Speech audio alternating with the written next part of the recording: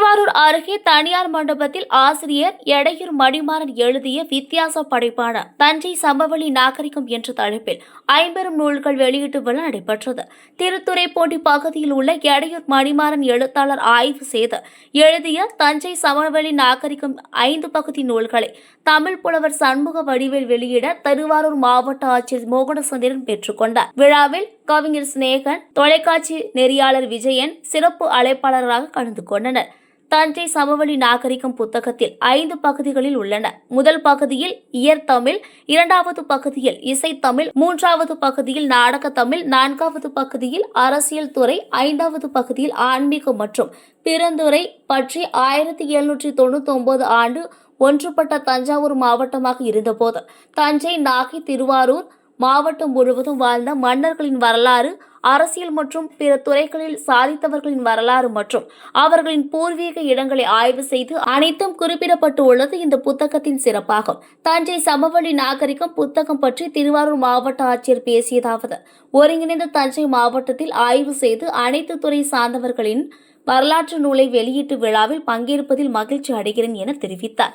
தொடர்ந்து கவிஞர் சிநேகன் பேசியதாவது: இயற், இசை, நாடகம், மன்னர்கள், அரசியல், பிரபலங்கள், ஆன்மீகம் என 1799 தஞ்சாவூர் மாவட்டமாக இருந்தது முதல் தற்போது வரை ஆய்வு செய்து சாதித்தவர்கள் வரலாறுகள் என 5 புத்தகத்தை எடையூர் மணிமாறன் எழுதியது ஆச்சரியப்படுத்துகிறது.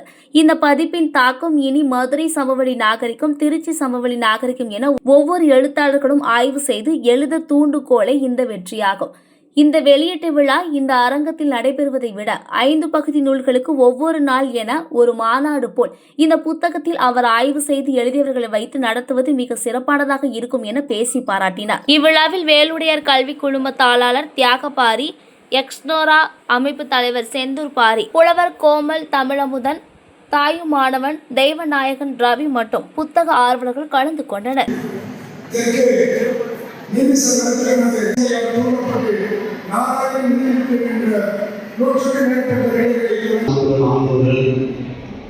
மிகப்பெரிய பிரசாதிக்கக்கூடிய இந்த அவையில் நான் ஒரு பங்களிப்பு செய்திருக்கிறது வந்து மிகப்பெரிய பெருமை.